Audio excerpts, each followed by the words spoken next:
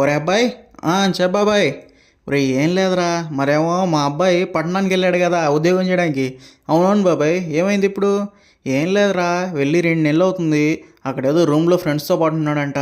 ఆ బయట చేసే కూరలేమో వాడికి నచ్చట్లేదు, చెప్పకుంటున్నాయంట. మనకేమో ఉప్పు కారాలు మసాలాలు బాగా తిని తిని అలవాటు అయిపోయింది. వాడికేమో వంట చేసుకోవడం రాకపోయా. నువ్వేదో యూట్యూబ్లో వీడియోలు చేస్తూ ఉంటావు కదరా, అట్టాగే ఓ తూరి మంచిగా ఈజీగా చేసుకునే విధంగా బ్యాచిలర్ స్టైల్ చికెన్ కర్రీ చూపిరా వాడికి. ఓకే బాబాయ్, నువ్వు ఇంతగా అడగాల్సిన అవసరం లేదు. మన ఛానల్లో బ్యాచిలర్ స్టైల్ చికెన్ కర్రీతో పాటు రాగి సంగటి వీడియో కూడా అప్లోడ్ చేస్తాను. ఇలా మన అబ్బాయి అనే కాదు బాబాయ్, చాలామంది పిల్లలు ఉద్యోగం కోసం అని చెప్పి వాళ్ళ సొంత ఊర్లు అమ్మానాలను వదిలేసి బయటకు వచ్చి ఉంటున్నారు కష్టతరమైన.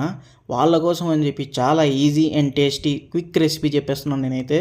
నేను కూడా బ్యాచిలర్గా ఉన్నప్పుడు రూమ్మేట్స్తో పాటు ఇలా చేసుకొని హ్యాపీగా ఎంజాయ్ చేసేవాళ్ళం బాబాయ్. చాలా టేస్టీగా ఉంటుంది. మరి ఫుల్ వీడియో మన ఛానల్లో ఉంది, చూసే మనం. ఓకే రా బాయ్, థ్యాంక్ యూ.